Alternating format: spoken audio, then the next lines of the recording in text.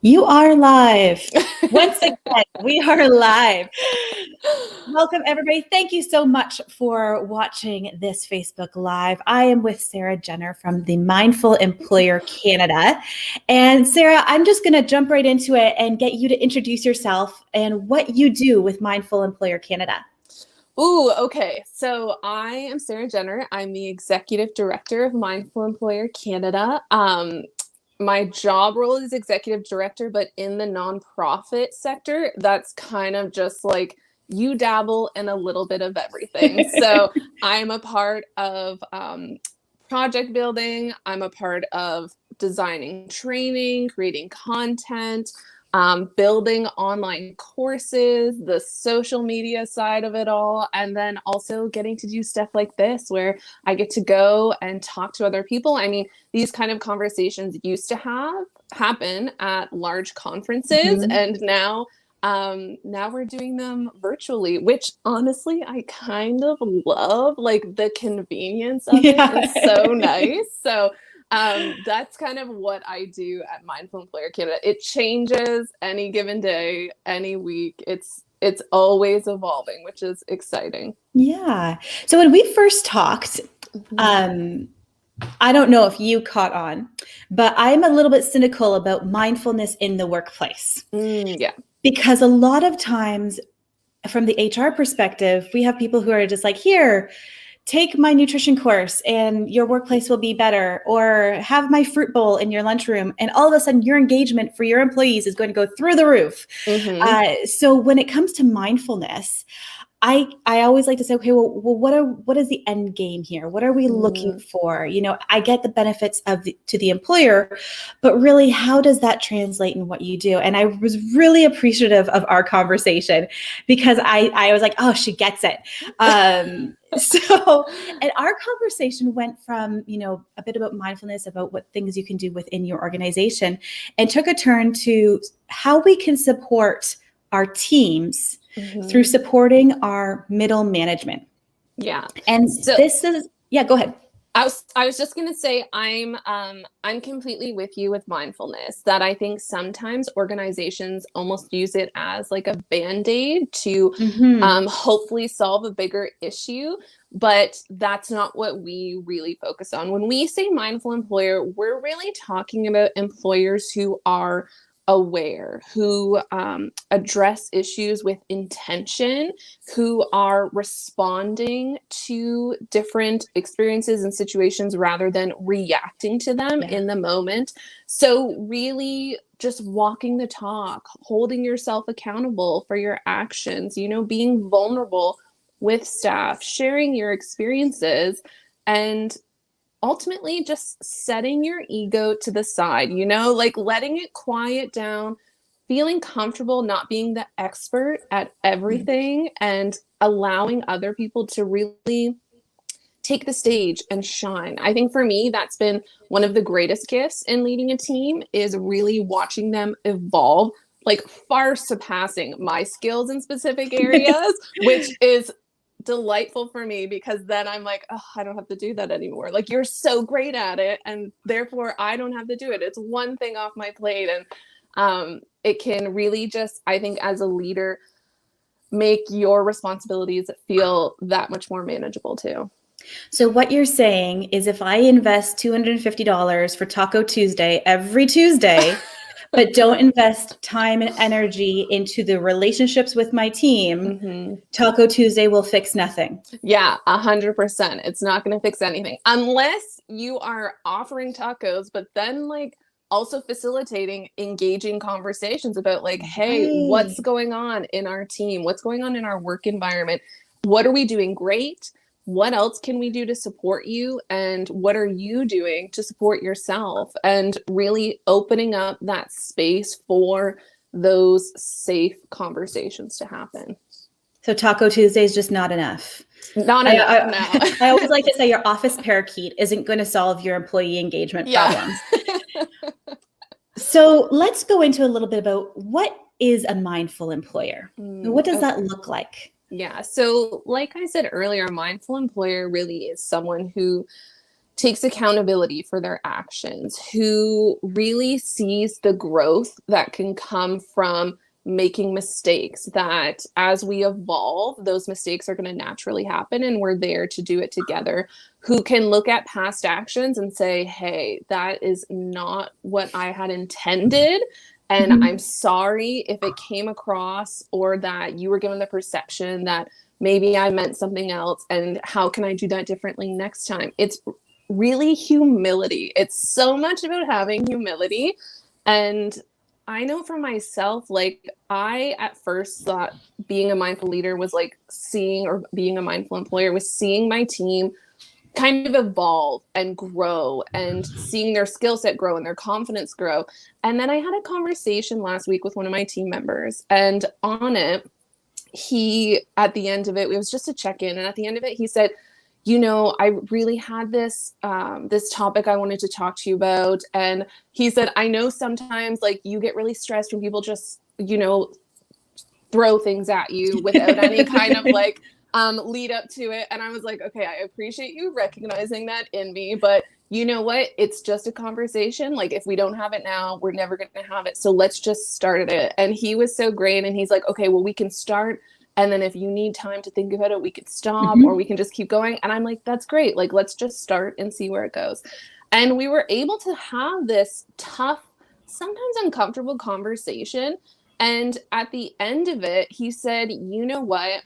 I knew coming into this that it was going to go well because last night I knew I wanted to have this conversation with you and I slept well all night. Like I wasn't up all night feeling nervous, feeling anxious, feeling like you would become defensive. And I felt safe having this conversation.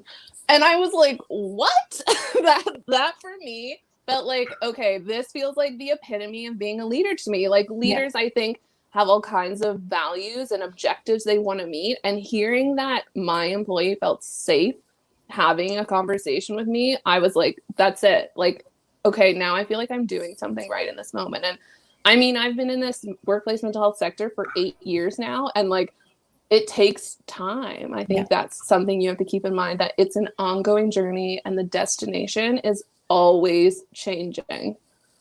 So a lot of times when we have organizations, usually like 10 to 20 plus people, you have the business owner or the management senior team, and then you have the frontline leaders. Yeah. And then you have your teams. And the owners and the senior team say, we want to have great employee engagement. We want to do A, B, and C. Why are people feeling this way? And they expect, you know, performance reviews to be done by supervisors. They expect quality conversations to be done by supervisors. They expect so many things that all create great employee engagement and great loyalty. But oftentimes there's this gap between the senior leaders and the supervisors, where the supervisors are never trained to have these conversations. They don't know how to have difficult conversations, or they may do it, but they're just never confident going into it. So it gets put off because it's difficult. And it's like, oh, that's emotionally tasking. We'll save that till tomorrow or next week. And it never happens. Or these performance reviews, we don't actually understand the value of them, because half the time supervisors and that middle management are required to do performance reviews of their teams, but never really get quality performance reviews themselves from the senior teams. So tell me a little bit about what you see when it comes to implementing effective programs to support those frontline managers, to support their frontline teams. I think effective programs are really top down, that if you have senior leaders who are walking the talk, who are saying, you know, we want a healthy workplace culture, we want to have these effective performance management conversations, they also need to be having those conversations with those middle managers. I think being a middle manager can be so isolating at times, because you have the objectives you need to meet coming down from senior leaders, and you're also trying to manage the challenges of frontline workers and teams, like trying to help them meet those objectives so then you're successful. And it can be so difficult. And I think you really focused in on the most important thing, is how are we training our leaders to have these conversations? And that's really where Mindful Employer and Mindful Leader came from, was that at first we really focused on the organizational aspect of psychological health and safety. And then after about a year or two, we were having conversations with organizations saying, like you said, where are the gaps? And so many of them recognize that, we changed our policies, we changed our processes, but we still weren't seeing positive outcomes from our frontline workers when we were surveying them and assessing them. And we recognized that that gap was in leadership. Like you said, that so many leaders are promoted to a position because they're great at like a specific task or working with clients. Yeah. But then we throw them in there and we give them this team and we're like, hey, here's your raise, here's your promotion, and here's this awesome group of people who now support you and your objectives. But we don't tell them like, oh, also, these are the downfalls of having a team. These are some of the challenges that can come with like conflict and creating a healthy working environment and staying connected with them and building resilience within your team and performance management and accommodation. And there are so many interpersonal aspects that we kind of brush under the rug. And we just think, oh, they'll just deal with it when it happens. And like you said, we don't train them so that they're ready for it in that moment, so that when they see performance issues or they see conflict, they address it immediately in a way that doesn't shame or blame, but instead they lead with curiosity rather than criticism. And when you have those leaders, like you said, who are confident in having those conversations, that's going to have such a positive impact on that team because they're going to feel safer at work. They're going to feel like they're valued at work. They're going to feel like their experience as an employee is important to their leader. And that's going to have like a tremendous amount of effect on their productivity and how they then interact with one another and clients and customers too.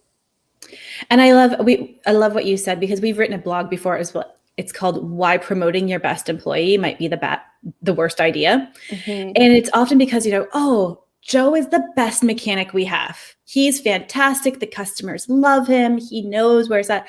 Joe is our next, mechanic supervisor.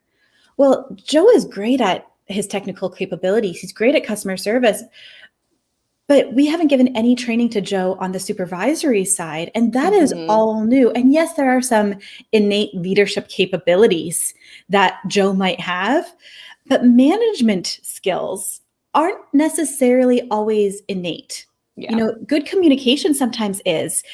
Being able to lead teams naturally sometimes is. But, when you start looking at management skills like recruitment and selection or training and development, or, how to have those tough conversations, those uncomfortable conversations, sometimes that's not innate to a person who just seems to get top marks in everything else that they do. Yeah. And as leaders, we're like, perfect, Joe's in place, he'll take care of it. And then we're like wondering 6 months later, what the heck? Like, what happened to Joe? He's obviously like fallen off the bandwagon. His loyalty is no longer here.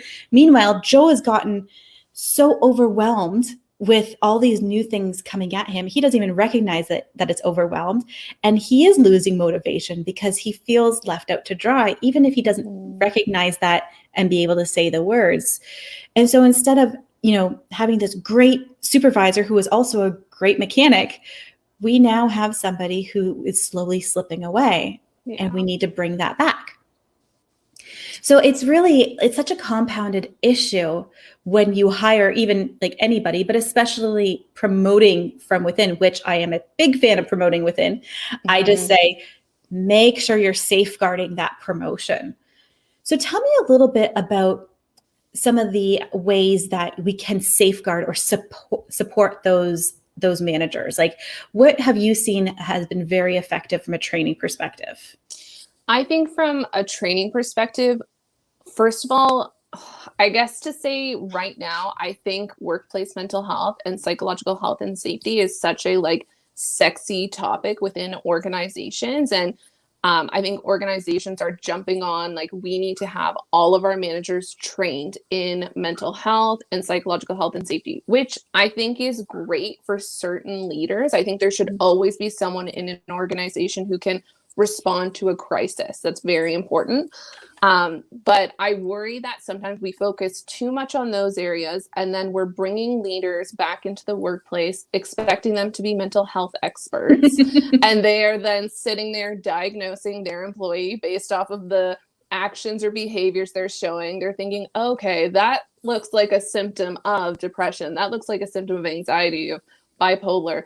And we aren't focusing as much on how do we make Joe comfortable having these conversations? How do we make sure Joe feels like he's set up for success? How do we make sure we're holding space for Joe to come to us and say, these are the things I need, and this is how often I require feedback from you. This is how I would like to receive feedback. This is how I would like to be recognized for my work when I'm in this office.